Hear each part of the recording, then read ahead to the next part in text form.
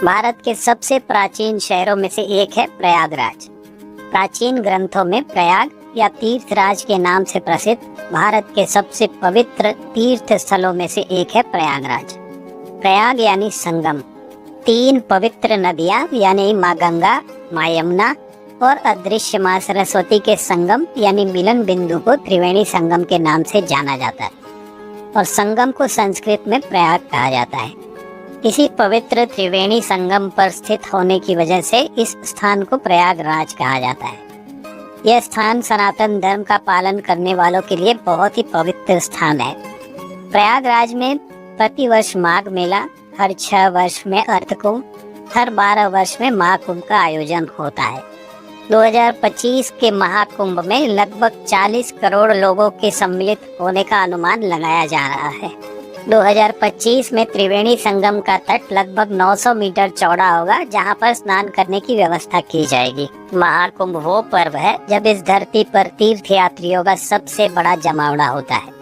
ऐतिहासिक दृष्टि से यह शहर भारत के स्वतंत्र संग्राम की कई महत्वपूर्ण घटनाओं का साक्षी भी रहा है। इस वीडियो में जानेंगे कि प्रयागराज तक कैसे पहुंच सकते हैं, यहाँ रहने की क्या क्या सुविधाएं हैं, शाही स्नान की तिथियां क्या होंगी, कौन कौन सी दर्शन स्थली है जहां आपको अवश्य जाना चाहिए, प्रयागराज आने का सही समय, यहाँ पर जलपान की क्या सुविधा है और अंत में बताएंगे कि कुल खर्च कितना हो सकता है प्रति व्यक्ति प्रति दिन का। नमस्कार दोस्तों, ट्रैवल गाँव की इस वीडियो में आपका स्वागत है।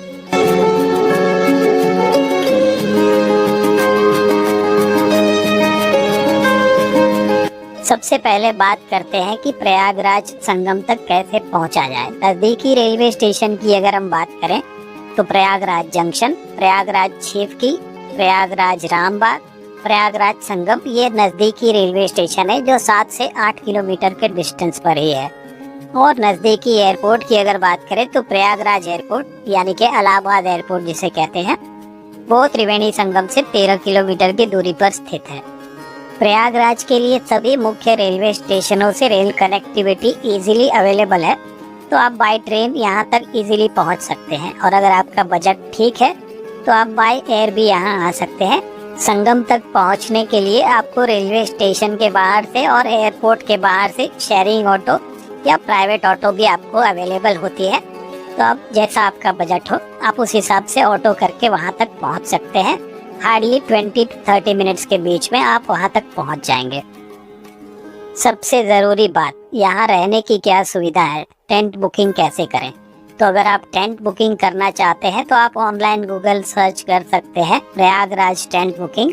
आपको एक से एक पैकेज मिल जाएंगे। अगर आपका बजट अच्छा है तो आप कोई भी पैकेज सिलेक्ट कर सकते हैं, जिसमें से आपको रेलवे स्टेशन से या एयरपोर्ट से पिकअप और ड्रॉप की फैसिलिटी भी अवेलेबल हो जाती है। अगर आप होटल में रुकने का प्लान बनाते हैं तो अलग अलग वेबसाइट है जहां से आप होटल बुकिंग भी कर सकते हैं। तो आप अपने बजट के अनुसार अपने रहने की सुविधा का बंदोबस्त कर सकते हैं। और अगर आपका बजट नहीं है और आप अगर सस्ते में सस्ता ऑप्शन देखते हैं तो आप डायरेक्टली महाकुंभ के परिसर में पहुंच सकते हैं, जहां पर सरकार द्वारा अलग अलग जगहों पर रैन बसेरा शिविर की सुविधा उपलब्ध है। वहां पर आप रात बिता सकते हैं। सोने की व्यवस्था वहाँ पर आपको हो जाती है, जो कि बिल्कुल निःशुल्क होता है। और अगर आप मेला परिसर में टेंट में रहना चाहते हैं तो आप वहाँ डायरेक्टली पहुँचकर किसी पंडित से जिन्होंने वहाँ पर टेंट लगाया है उनसे बात कर सकते हैं, और जो भी वो अमाउंट मांगेंगे अगर आपके बजट में हो तो आप उस हिसाब से अपना बंदोबस्त कर सकते हैं वहाँ रहने का। कोशिश करें कि आप संगम के आसपास ही टेंट बुकिंग करें या होटल बुकिंग करें। और अगर त्रिवेणी संगम के पास आपको टेंट बुकिंग नहीं हो पाता है तो आप रामबाग, प्रयागराज रामबाग रेलवे स्टेशन जो है उसके आसपास बुकिंग कर सकते हैं, या फिर जो रेलवे स्टेशन रोड है उस पर आप कहीं भी होटल बुकिंग कर सकते हैं, जहां पर आपको 800 रुपये से लगाकर 1500 रुपये या फिर आपका जैसा भी बजट है उस बजट के बीच में आपको रूम इजीली अवेलेबल हो जाएंगे। प्रयागराज रामबाग रेलवे स्टेशन से जो भी दर्शन स्थली हैं, जो भी टूरिस्ट प्लेसेस हैं, वो हार्डली 2 से 4 किलोमीटर के डिस्टेंस पर ही हैं। इसीलिए मैं आपको सजेस्ट करूंगा कि आप प्रयागराज रामबाग रेलवे स्टेशन के आसपास या रेलवे स्टेशन रोड पर ही अपने रहने का बंदोबस्त करें। ये है महाकुंभ 2025 के शाही स्नान की तिथियां।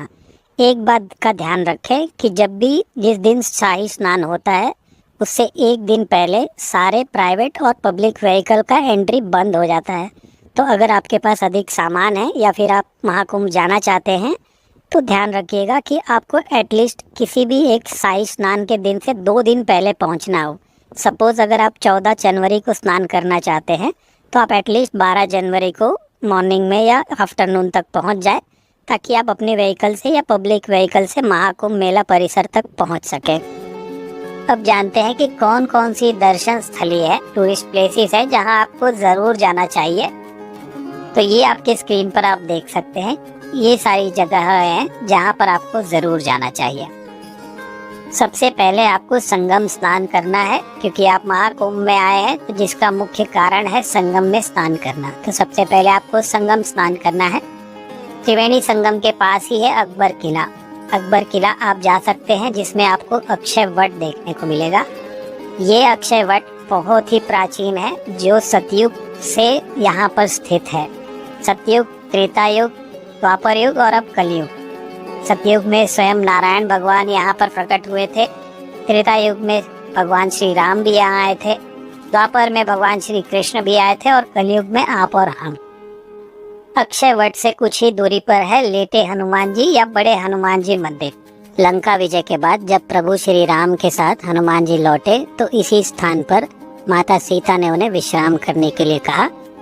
इसी स्थान पर हनुमान जी ने लेटकर विश्राम किया था। तब से यहाँ पर मंदिर का निर्माण किया गया और यहाँ पर लेटे हनुमान जी की प्रतिमा रखी गई है। कहते हैं कि संगम स्नान करने के बाद अगर आपने बड़े हनुमान जी के दर्शन नहीं किए तो आपकी यात्रा अपूर्ण रह जाती है। तो संगम स्नान करने के बाद बड़े हनुमान जी के दर्शन अवश्य करें। बड़े हनुमान जी का दर्शन करने के बाद आपको आलोप शंकरी या आलोपी देवी मंदिर अवश्य जाना चाहिए, जो कि एक शक्ति पीठ है जहाँ पर माँ शक्ति के हाथ का पंजा गिरा हुआ था। बहुत ही अद्भुत ये मंदिर है। यहाँ पर झूले के दर्शन होते हैं आपको। बहुत ही पीसफुल और बहुत ही पॉजिटिव एनर्जी है इस मंदिर में। तो आपको एक बार यहाँ पर अवश्य दर्शन करना चाहिए। एक स्थान से दूसरे स्थान पर जाने के लिए आपको ई रिक्शा और ऑटो रिक्शा इजीली अवेलेबल होती है, जो 10 से 20 रुपया पर पर्सन चार्ज करती है और आपको एक स्थान से दूसरे स्थान पर ड्रॉप कर देती है। तो आलोक शंकरी देवी मंदिर के दर्शन करने के बाद आप जा सकते हैं भारद्वाज पार्क। यहाँ पर महर्षि भारद्वाज का आश्रम है।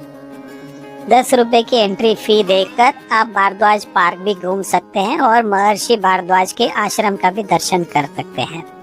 जब भगवान राम पहली बार चित्रकूट की ओर जा रहे थे तो इसी आश्रम में महर्षि भारद्वाज के पास आकर उन्होंने चित्रकूट जाने का रास्ता पूछा था। और दूसरी बार जब भगवान राम वनवास जा रहे थे तो महर्षि भारद्वाज से मिलने दोबारा यहाँ आए। और तीसरी बार भरत आए थे जब वो भगवान राम से चित्रकूट मिलने के लिए जा रहे थे, तो यहाँ पर आकर उन्होंने एक रात्रि विश्राम किया था। ये वही श्री महर्षि भारद्वाज का आश्रम है। अब दोपहर हो जाएगी तो महर्षि भारद्वाज आश्रम के सामने ही आपको नेत्राम एंड सन्स रेस्टोरेंट दिखेगा, जो कि यहाँ का बहुत ही मशहूर रेस्टोरेंट है। तो यहाँ पर आप अपना जलपान कर सकते हैं, भोजन कर सकते हैं।